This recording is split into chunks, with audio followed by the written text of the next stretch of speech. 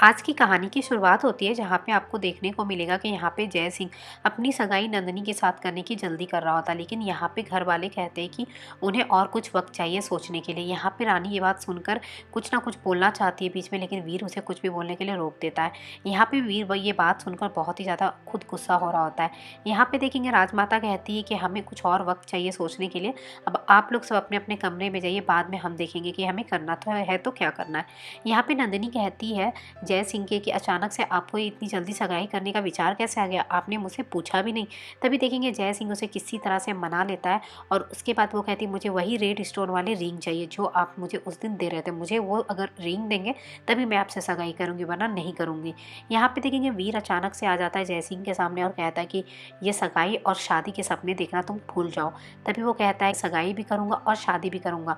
तभी वीर कहता है तुम जैसे लड़कों की मैं हाथ पैर तोड़ दूंगा और तुम बिल्कुल भी मेरी बहन नंदिनी के लायक नहीं हो। मैं तुम्हारी सगाई और तुम्हारी शादी अपनी बहन के साथ किसी भी हालत में नहीं होने दूंगा और ये बात तुम याद रखना।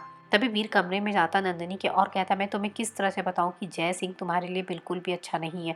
तभी वो उसे समझाने की कोशिश करता तो नंदिनी कहती मैं अब बड़ी हो गई, मैं समझ सकती हूँ मुझे क्या करना और क्या नहीं करना है। तभी वो कहती है कि कभी आप मुझे खुद कहते हैं कि मैं यहाँ पे जय सिंह के बारे में सोचना शुरू कर दो, फिर आप कहते हैं कि मैं उसके बारे में ना सोचूं। आप एक बात क्यों नहीं कहते हैं। यहाँ पे आप देखेंगे तभी रानी आ जाती है और रानी भी उसे समझाने लगती है और कहती कि वो राजा बाबू बिल्कुल अच्छे आदमी नहीं है, और वहाँ पे वो समझाने लगती है। तभी वो कहती तुमसे मैंने पूछा, तुम अपने औकात में रहो, तुम्हें ये सब कहने का कोई हक नहीं है। तभी कहती मैं जो कह रही हूँ आपके लिए कह रही हूँ, क्योंकि मैं नहीं चाहती हूँ कि आपकी शादी ऐसे लड़के से हो जाए जो बिल्कुल भी अच्छा नहीं। यहाँ पे देखेंगे कि नंदिनी जो है रानी की कोई बात नहीं सुनती, उल्टा वहाँ पे रानी के ऊपर वो गुस्सा करने लगती है। तभी नंदिनी गुस्सा में वहाँ से चली जाती है। तभी वीर कहता है कि आपको क्या जरूरत थी बीच में पड़ने की, मैं बात कर रहा था ना नंदिनी से, आपकी आदत थी हो गई ना बीच में आने के लिए। तभी आप देखेंगे नंदिनी तो वहाँ से चली जाती है।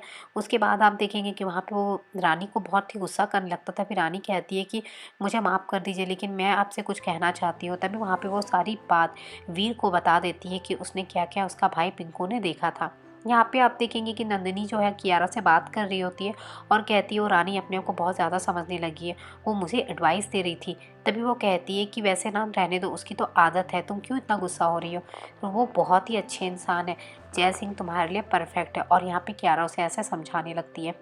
यहाँ पे देखेंगे कि जब वीर को ये बात समझ में आता है कि जो रानी कह रही है, तभी वो सुनकर चौंक जाता है और कहता है ये आप क्या कह रही हैं, लेकिन इस बारे में आप किसी से नहीं कहेंगी, इस बात को आप अपने मन में रखेंगे। आपको पता है ना कि कोई आपकी बात में विश्वास नहीं करेगा, जैसे भी करना जो भी करना इसे मैं अपने तरीके से हैंडल कर लूँगा, आप बिल्कुल चुप रहेंगी। तभी आप देखेंगे जाने लगता है वीर। तभी रानी वहाँ पे अचानक से गिरने वाली होती तो वीर उसे बचा लेता है और उसे रोक लेता है। कहता है कि मैंने आपसे कहा ना कि आप किसी भी चीज़ में मत पड़िए, आप पहले ना खुद को संभालना सीख जाइए, उसके बाद आप किसी और को संभालिएगा। खुद को तो संभाला नहीं जा सकता और यहाँ आप दूसरों को संभालने की बात करती हैं। इसी तरह आप देखेंगे पद्मिनी एक बहुरानी रिपोर्ट कार्ड लाती है और वहाँ पे रानी को देती है और कहती है कि ना मेरी कक्षा में आप है ना अव्वल फेल हो गई हैं, आप कुछ भी काम अच्छे से ढंग से नहीं कर पाई। रानी जाती है कमरे में तो देखेंगे वहाँ पे पिंकू काफ़ी डरा हुआ होता है।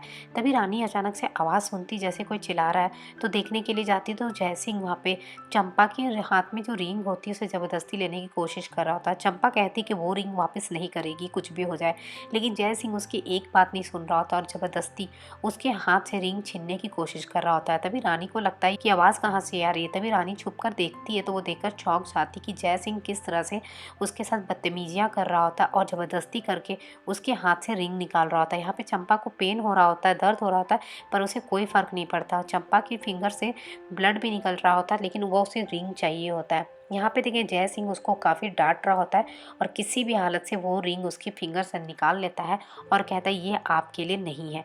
और यहाँ पे आप देखेंगे तभी वो चला जाता है तो रानी यहाँ पे आती है और चंपा से कहती चंपा दीदी आप कैसी है, ये आपके हाथ को क्या हुआ। और तभी ये सब कुछ देख के कहती आप बिल्कुल चुप नहीं रहेंगी चंपा दीदी, मैं आपके साथ हूँ, इस राजा बाबू को तो हम लोग किसी भी हालत में नहीं छोड़ने वाले हैं।